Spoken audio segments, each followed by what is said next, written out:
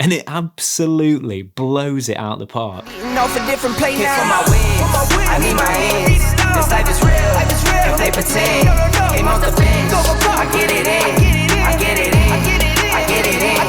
And for my wins, I need my ends. This life is real, can't play pretend. Came off the bench, I get it in, I get it in, I get it in.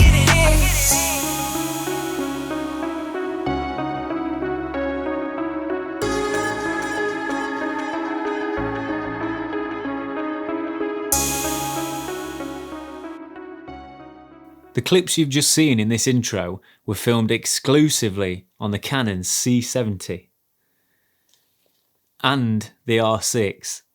And could you tell a difference? When I wanted to upgrade my camera, I considered loads of options, including the Blackmagic Pocket Cinema camera, the Z-Cam, the Sony A7S III, the Canon R5, the Canon C70 and the Canon R6. And in the end, I went for the Canon R6. And you might be thinking, how can you put a cinema camera in the same class as the EOS R6 that costs half as much? Well, in this video, I'm going to be showing you the reasons why I chose the Canon R6 and why, after using both, I'm happy with my decision.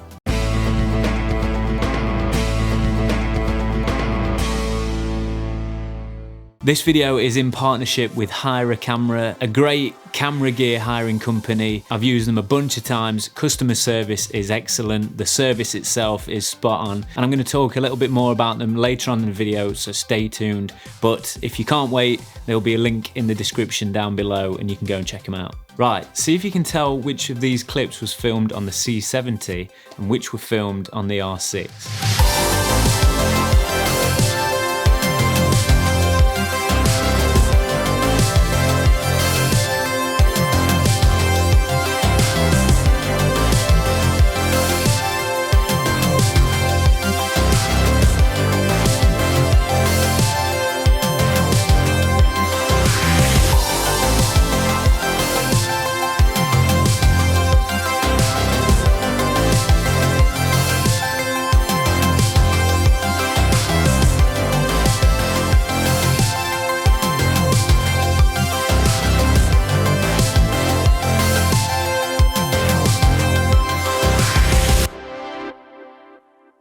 Could you tell a difference?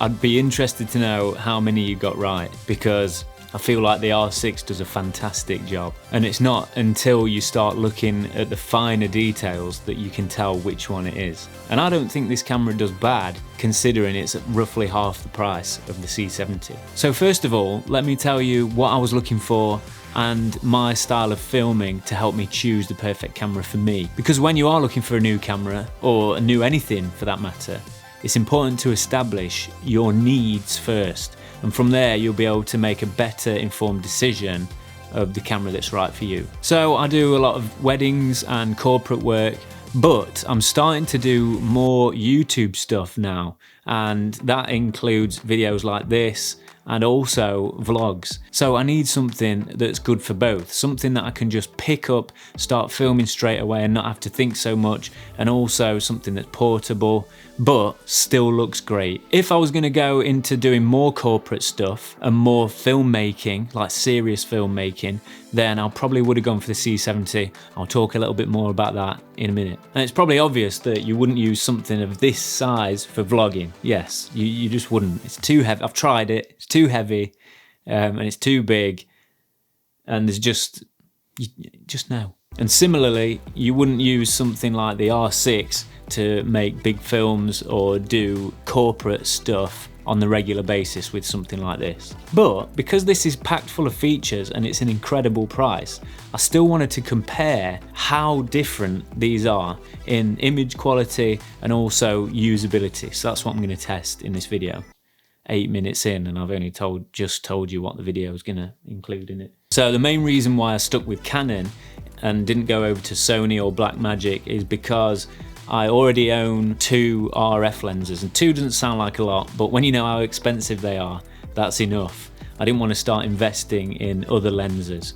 So I think it was a good decision for me to stick with the Canon system and especially the RF lenses. So that left me with 3 choices: the R5, the C70 and the R6. I'm used to the Canon system. I've used Sony before and it's great, but I just prefer the way it's all laid out in the Canon. Super easy to get up and running.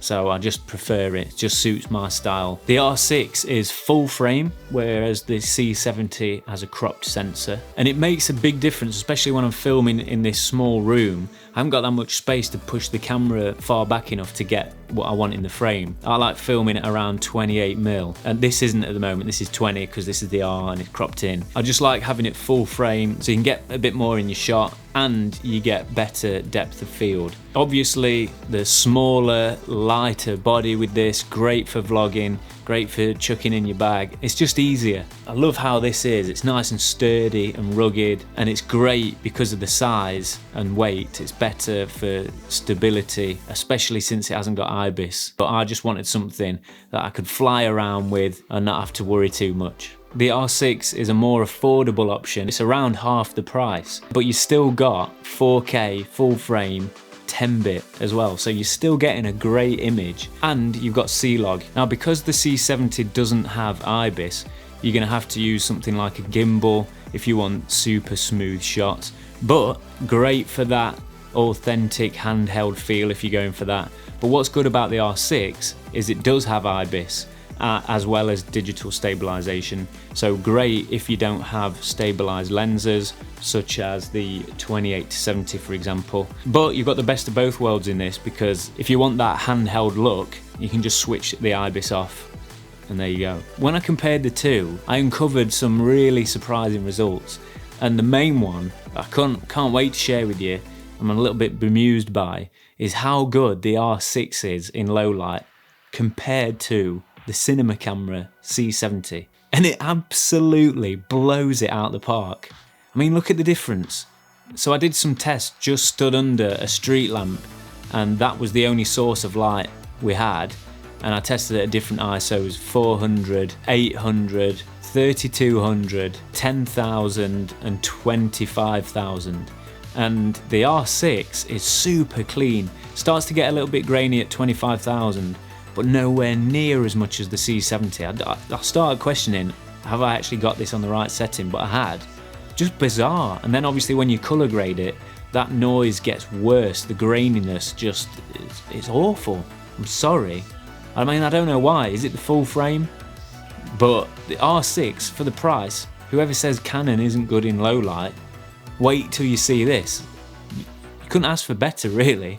Absolutely blown away. C-Log in the R6, nice and easy to colour grade. It's a good starting point. It doesn't take long to get to a nice usable level, but as well you can still stretch it and make it look like you want it to look and pull the colours a bit more. So that's great.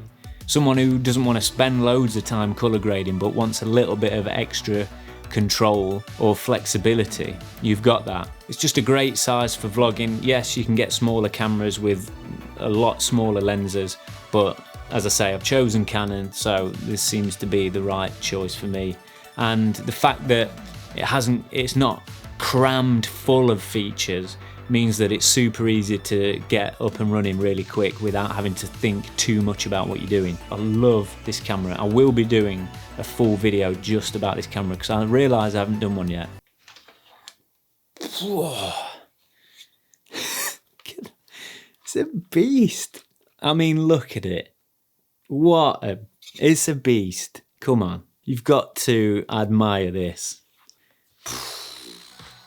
I'm gonna miss it, I have to say. So the things I love about the C70 and I'm gonna miss are built-in ND. Now that is so handy, especially, well, I've got this 28-70 lens on at the moment, and it's got a huge 95mm diameter filter thread on the front. Now I haven't got an ND filter that size, so to have built-in ND and not have to worry about that is a lifesaver.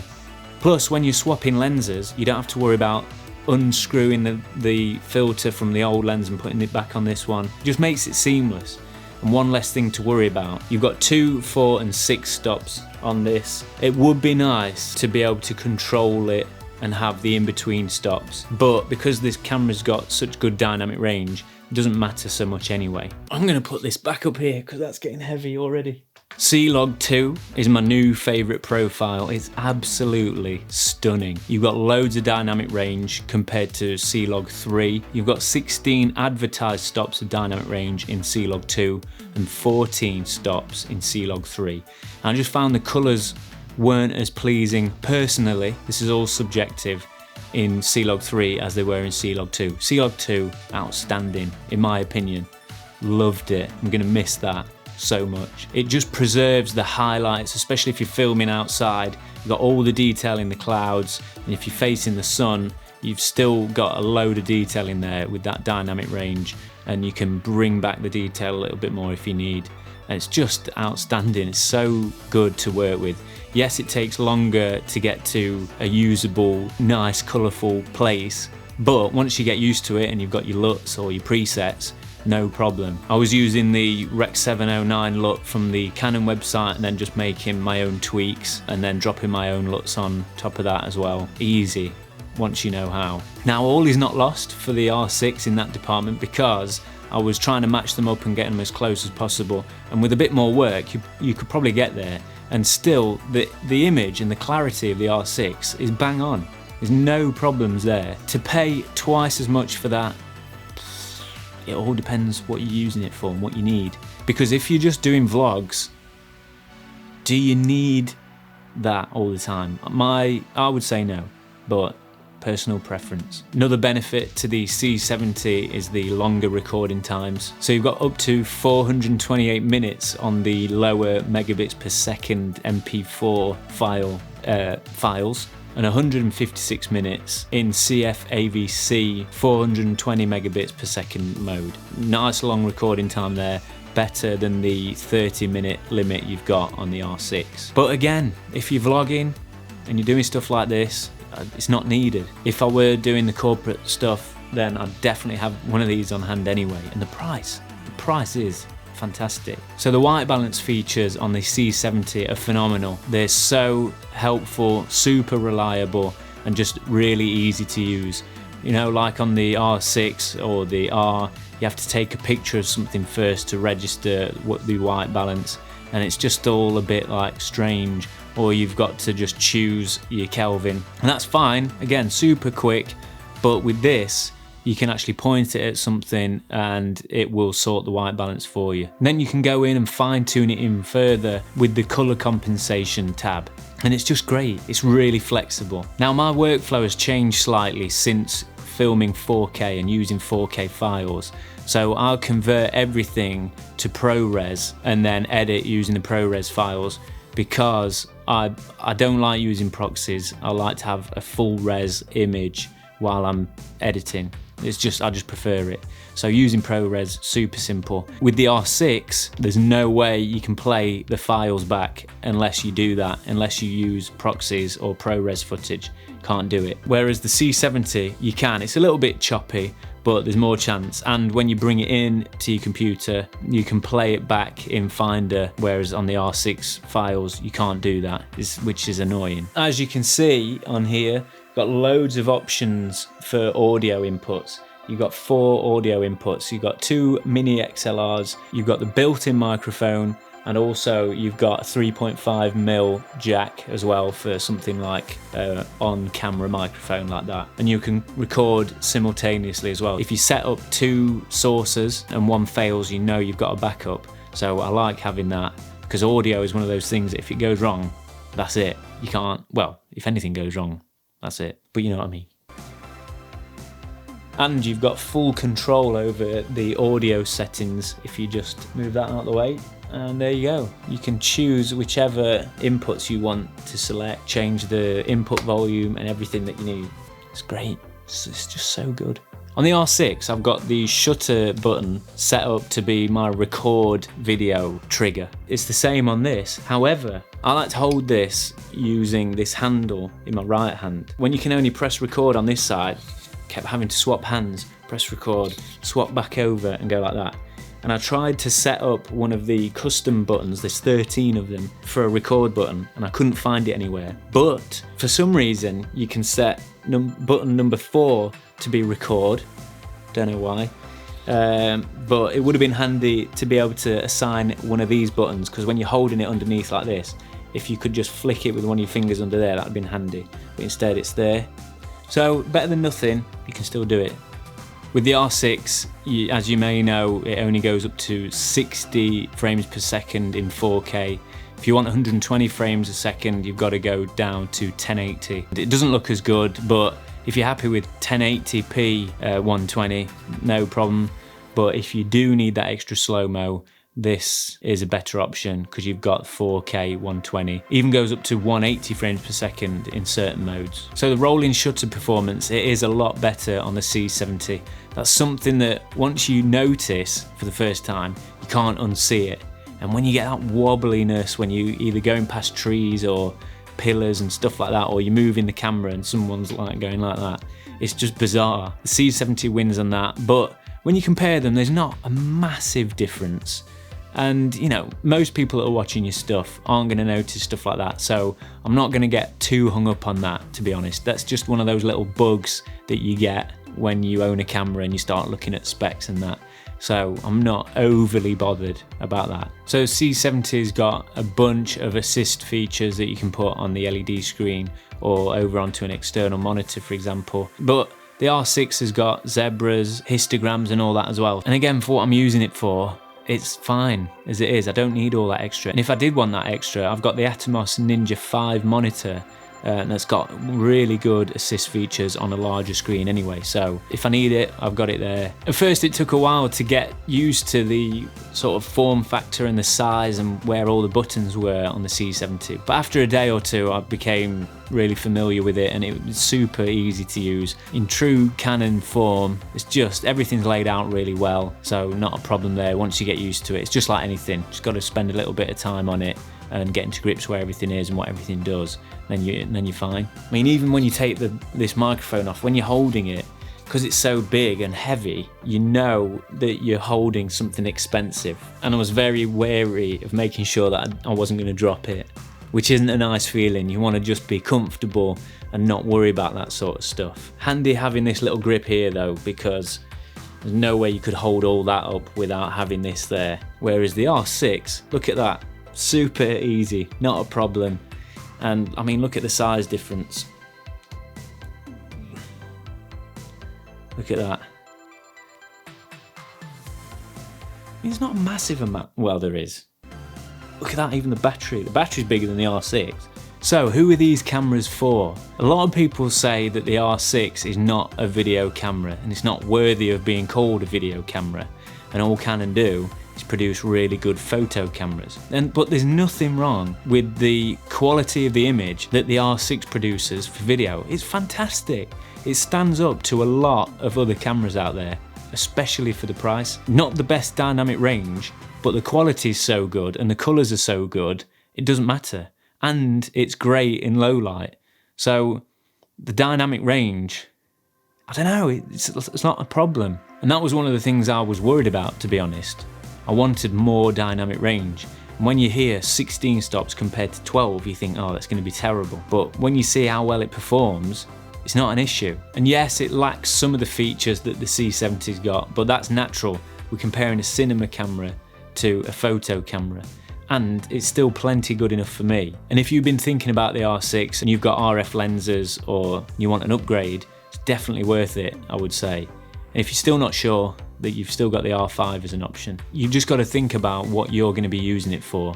I need the portability and the ease of use as opposed to loads of features and extra slow-mo and stuff like that. And with all the good parts of the C70, and yes, I still want one big time, especially even more so now that I've used it. I don't need all those extra things. I just don't need it. I get away perfectly with what the R6 has to offer. And I could have gone for the R5, but I don't need what that has either, especially not for almost double the price. So I've saved myself loads of money by just compromising on a couple of key features that I don't really use that often, or at all. So what helped me make this decision and also make this video was hire a camera. I've spoke about these in a video before up here, definitely worth checking out. Talk about the benefits of hiring from a company, especially if you've got a big shoot and you've got a budget, or if you're doing camera gear reviews like I'm doing and you don't want to pay out for something and buy it, you can just hire it for the weekend and do your YouTube video.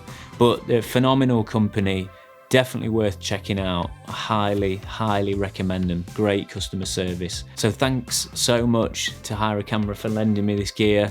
Really appreciate it. There's a link down below if you want to have a look at the website. So those are the reasons why I went for the Canon R6, and I'm super happy with my choice. I just love picking up the camera and using it. And I truly believe that anybody could have this camera and start a production company or their own business and get fantastic results just with that.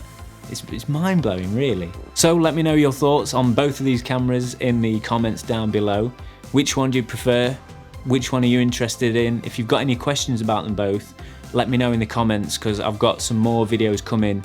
Dedicated one on the R6, dedicated one on the C70. So let me know. And yeah. Right, so all that's left to say is thanks so much for watching. Don't forget to subscribe to the channel for more gear reviews and tutorials. Have a great week, and I'll see you in the next one.